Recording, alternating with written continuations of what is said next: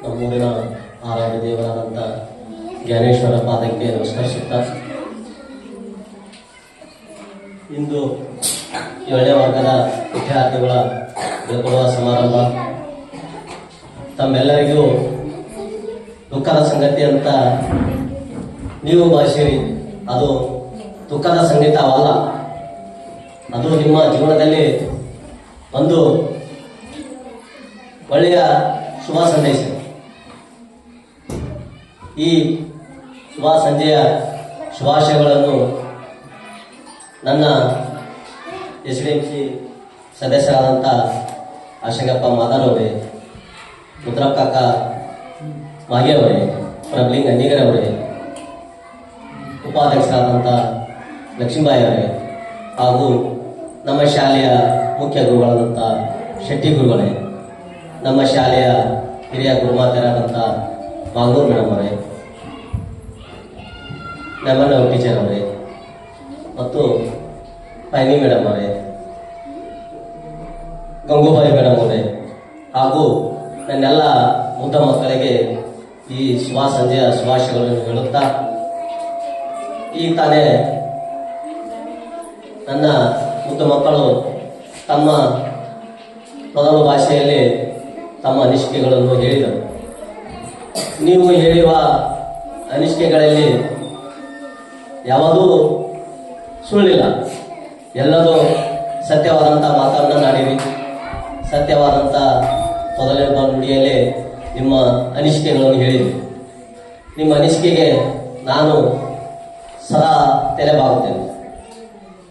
ನೀವು ಹೇಳಿರುವ ಹಾಗೆ, ನೀವು ತಿಳಿದುಕೊಂಡ ಹಾಗೆ ನಿಮಗೆ ಮುಂದೆ ಛಲ ಇರಬೇಕು, ಹಿಂದೆ ಗುರಿ ಇರಬೇಕು.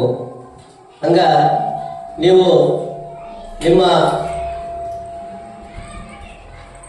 ಏನು ಅರಿಯಾದ ಮುದ್ದು ಮಗುವಾಗಿ ಈ ದೇವಾಲಯಕ್ಕೆ ಬಂದಾಗ ನಿಮ್ಮ ತಂದೆ ತಾಯಿಯರು ಹೇಗೆ ನಿಮ್ಮನ್ನ ಪ್ರೀತಿಯಿಂದ ಮನೆಯಲ್ಲಿ ಕಾಣುತ್ತಾರೆ, ಅವರಂತೆ ಈ ಗುರು ಮಹಾತೆಯರು ಗುರುಗಳು ನಿಮ್ಮನ್ನು ನಮ್ಮ ಮಗು ಹೇಗೆ ಮನೆಯಲ್ಲೇ ನಮ್ಮನ್ನೇ ಕಾಡುತ್ತದೆ, ಆ ಮಗುವಿನ ನಾವು ಹೇಗೆ ಅವನ್ನು ಸಮಾಧಾನಗೊಳಿಸುತ್ತೇವೆ, ಅದರಂತೆ ನೀವೆಲ್ಲರೂ ನಮ್ಮ ಮಕ್ಕಳು, ಇವರು ನಮ್ಮ ವಿದ್ಯಾರ್ಥಿಗಳು, ಬೇರೆದವರ ಮಕ್ಕಳು ಅಂತ ಭಾವಿಸಿಲ್ಲ.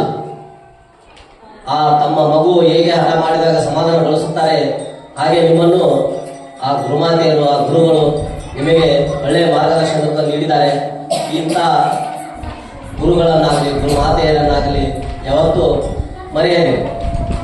ಯಾಕಪ್ಪ ಅಂದ್ರೆ ನೀವು ಏನದು ಅರಿಯಾದ ಸಮಯದಲ್ಲಿ ಬಂದಾಗ ನಿಮ್ಮ ಗದ್ದ ತುಟಿಯನ್ನು ಮುಟ್ಟಿ ನಿಮ್ಮ ಬೆರಳನ್ನು ಹಿಡಿದು ಈ ಜಗತ್ತಿನಲ್ಲಿ ಏನು ನಡೀತಾ ಇದೆ, ಏನು ತಿಳಿದುಕೊಳ್ಳಬೇಕನ್ನಂಥ ವಿಷಯಗಳ ಬಗ್ಗೆ ನಿಮಗೆ ಅಕ್ಷರ ದಾಸವನ್ನು ನೀಡಿ ನಿಮ್ಮನ್ನ ಒಂದು ವಿದ್ಯಾರ್ಥಿಯಾಗಿ ಮಾಡಿದ್ದಾರೆ. ಆ ಮಾಡಿದಂಥ ಗುರುಗಳನ್ನು ಯಾವತ್ತೂ ಮರಿಬೇಡಿ. ನೀವು ಯಾವತ್ತೂ ನಾವು ಈ ಶಾಲೆಯನ್ನು ಬಿಟ್ಟು ಹೋಗ್ತಿದ್ದೇವೆ ಅಂತೇಳಿ, ಈ ಶಿಕ್ಷಕರನ್ನು ಬಿಟ್ಟು ಹೋಗ್ತಾ ಇದ್ದೀವಿ, ಈ ಎಲ್ಲ ಗೆಳೆಯತೆಯರನ್ನು ಬಿಟ್ಟು ನಾವು ಅಗಲ್ತಿದ್ದೀವಿ ಅಂತೇಳಿ ಕಣ್ಣೀರು ಹಾಕಬೇಡಿ. ನೀವು ಕಣ್ಣೀರು ಹಾಕೋದ್ರಿಂದ ನಿಮ್ಮ ಹೇಳಿತನವನ್ನು ಎತ್ತಿ ತೋರಿಸುತ್ತೆ. ಆದ್ರೆ ಯಾರೋ ಹೇಳಿದ್ದಾರೆ ಅಂತೇಳಿ ಯಾವುದನ್ನು ಕಿವಿಗೊಡದೆ ನಿಮ್ಮದೇ ಆದಂಥ ಒಂದು ಗುರಿಯನ್ನು ಇಟ್ಟುಕೊಂಡು ಮುಂದೆ ಒಂದು ಒಳ್ಳೆಯ ಸನ್ಮಾರ್ಗದಲ್ಲಿ ನಡೀತೀರಿ ಅಂತ ಹೇಳ್ತಾ, ನೀವು ಕಣ್ಣೀರು ಹಾಕದೆ ಮುಂದಿನ ಕ್ಲಾಸಿಗೆ ಸಂತೋಷದಿಂದ ಹೋಗ್ರಿ. ಅಲ್ಲಿ ಬರುವಂತ ಹೊಸ ಗೆಳತಿಯರು, ಅಲ್ಲಿ ಬರುವಂತ ಹೊಸ ಶಿಕ್ಷಕರು, ಅವರನ್ನು ಈ ಹಳೆ ಶಿಕ್ಷಕರು, ಹಳೆ ಗೆಳತಿಯರ ಜೊತೆ ಹೇಗೆ ಕಾಲ ಕಳೆದಿದ್ದೀರಿ, ಆಗ ಮುಂದಿನ ವರ್ಗದಲ್ಲಿ ಕಾಲ ಕಳೆಯಿರಿ. ನಿಮ್ಮ ವಿದ್ಯಾರ್ಥಿ ಜೀವನವನ್ನು ಒಳ್ಳೆಯ ಸದುಪಯೋಗ ಪಡೆದುಕೊಳ್ಳಿರಿ. ನೀವು ಒಳ್ಳೆಯ ವಿದ್ಯಾರ್ಥಿಗಳಾಗಿ ನಮ್ಮೂರಿಗೆ ಒಂದು ಅತಿ ದೊಡ್ಡ ಅಧಿಕಾರಿ ಆಗಿ ಬರ್ರಿ ಅಂತ ಇರುವುದಕ್ಕಿಂತ ನೀವು ನಿಮ್ಮ ಸಾಮರ್ಥ್ಯ ತಕ್ಕಂತೆ ಒಂದು ಒಳ್ಳೆಯ ಸರ್ಕಾರಿ ನೌಕರಿಯಲ್ಲಿ ನಿಮ್ಮನ್ನ ನಾನು ನೋಡಿದಂದ್ರೆ ಅದೇ ನನಗೆ ಸಂತೋಷ. ಯಾಕಂದ್ರ ನಾನು SDMC ಅಧ್ಯಕ್ಷ ಇದ್ದಾಗ ನನ್ನ ಮಗುವಾಗಿ 7ನೇ ಕ್ಲಾಸಿನಲ್ಲಿ ಇದ್ದಂತ ಈ ವಿದ್ಯಾರ್ಥಿನಿ ಇವತ್ತಿನದಲ್ಲೇ ನಮ್ಮ ಶಾಲೆಯಲ್ಲಿ ಒಂದು ಶಿಕ್ಷಕಿಯಾಗಿ ಕೆಲಸ ಮಾಡ್ತಿದ್ದಾಳೆ. ಮಾಡ್ತಾರಪ್ಪ ಅಂತೇಳಿ ನಮ್ಮೂರಿಗೆ ಒಂದು ಕೀರ್ತಿ. ಅದಕ್ಕೆ ದಯವಿಟ್ಟು ನಿಮ್ಮೆಲ್ಲರಿಗೆ ನಾನು ವಿನಂತಿ ಮಾಡಿಕೊಳ್ಳುತ್ತೇನೆ, ಯಾರು ನಿಮ್ಮ ಮನೆಯ ಪಾಲಕರಿಗೆ ಕಿವಿಗೊಡದೆ ನಿಮ್ಮ ಮನೆಯ ಮಾತು ಕೇಳಬೇಕಂತ ಹೇಳಲ್ಲ, ಕೇಳಿ, ಕೇಳುವುದನ್ನೇ ಕೇಳಿ. ನಿಮ್ಮ ಬಡತನ ಐತಿ, ನಿಮ್ಮಲ್ಲಿ ದಾರಿದ್ರ್ಯತನ ಐತಿ ಅಂತೇಳಿ ತಿಳಿದುಕೊಂಡು ಯಾರು ನಿಮ್ಮ ಶಿಕ್ಷಣವನ್ನು ಕುಂಠಿತ ಮಾಡಬೇಡಿ. ಶಿಕ್ಷಣವನ್ನು ಕಂಟಿನ್ಯೂ ಮಾಡಿ ಒಳ್ಳೆಯ ವಿದ್ಯಾರ್ಥಿಗಳಾಗ್ರಿ, ಒಳ್ಳೆಯ ಆಫೀಸರ್ಸ್ ಆಗ್ರಿ ಅಂತ ಹೇಳ್ತಾ ನಾನು ಸಂತೋಷವನ್ನು ಪಡಿತೇನೆ.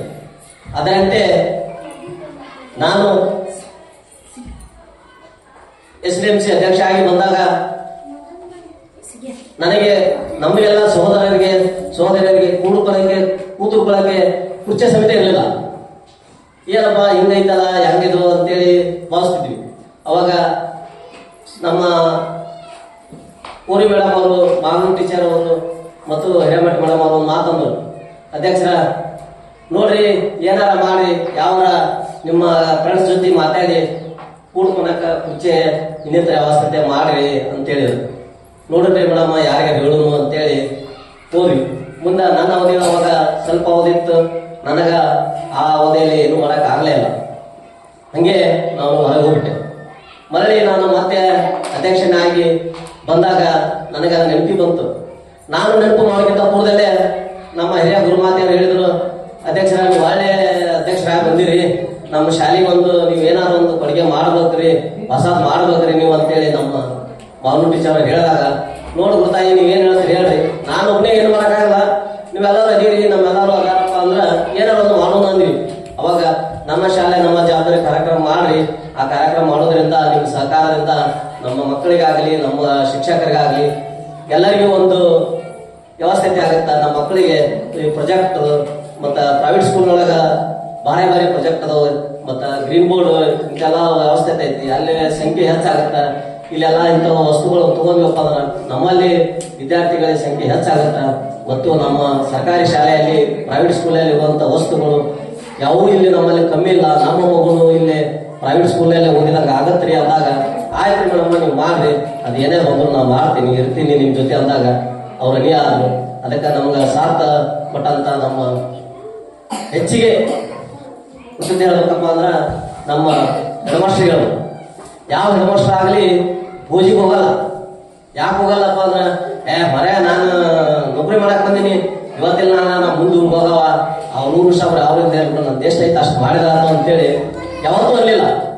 ನಾವು SDMC ಆಗಲಿ, ತಮ್ಮ ಜೊತೆಯಲ್ಲಿರುವಂಥ ಶಿಕ್ಷಕರಾಗಲಿ, ಹೊರಗಿನ ಪಾಲಕರಾಗಲಿ, ಯಾರೇ ಏನೋ ಅಂದ್ರೂ ಯಾವದಕ್ಕೂ ವಿಚಾರ ಮಾಡದೆ ಒಂದು ಮುಗ್ಧ ನಿಮ್ಮ ಮನಸ್ಸು ಹೆಂಗೈತಿ, ಮೊಬೈಲ್ ಮನಸ್ಸು ಹಂಗೆ ನಿಮ್ಮ ಹೆಡ್ಮಾಸ್ಟರ್ ಮನಸ್ಸು ಹಂಗೈತಿ, ಮುಗ್ಧ ಮನಸ್ಸೈತಿ.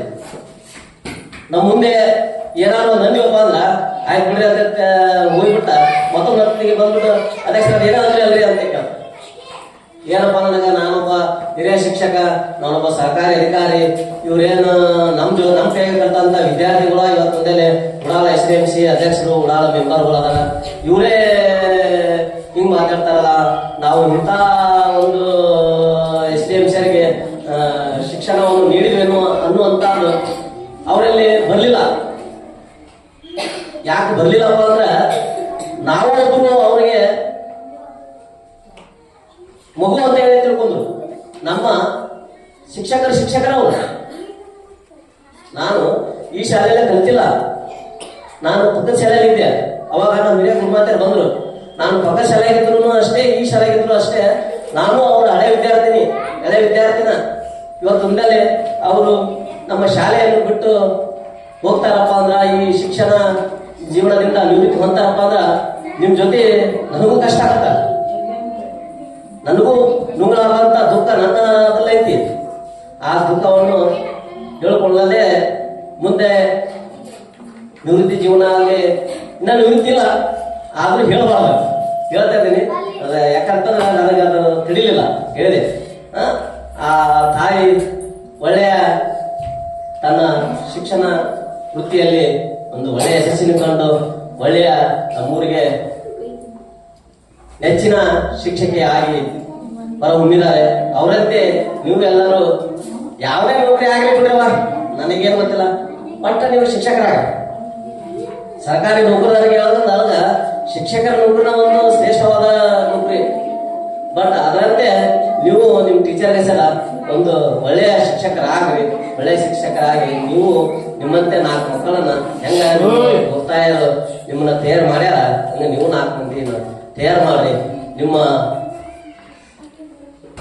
ತಂಗಿಯರಿಗೆ ಈ ನಮ್ಮ ಶಾಲೆಯಿಂದ ಲ್ಯಾಪ್ಟಾಪ್ ಸೌಭಾಗ್ಯ ಒಂದು ಪಡೆದುಕೊಳ್ಳುವುದಕ್ಕೆ ಹೆಚ್ಚಿನ ಅದಕ್ಕೆ ಆದ್ಯತೆ ನೀಡಿದಂತ ನಮ್ಮ ಮಾಗನೂರು ಟೀಚರ್ ಅವರಿಗೆ ಅದು ಶ್ರೇಯಸ್ಸ ಸಲ್ಲಬೇಕು ಅಂತ ಹೇಳುತ್ತಾ ನನ್ನ 2 ಮಾತಿಗೆ ವಿರಾಮ ನೀಡುತ್ತೇನೆ. ಜೈ ಹಿಂದ್.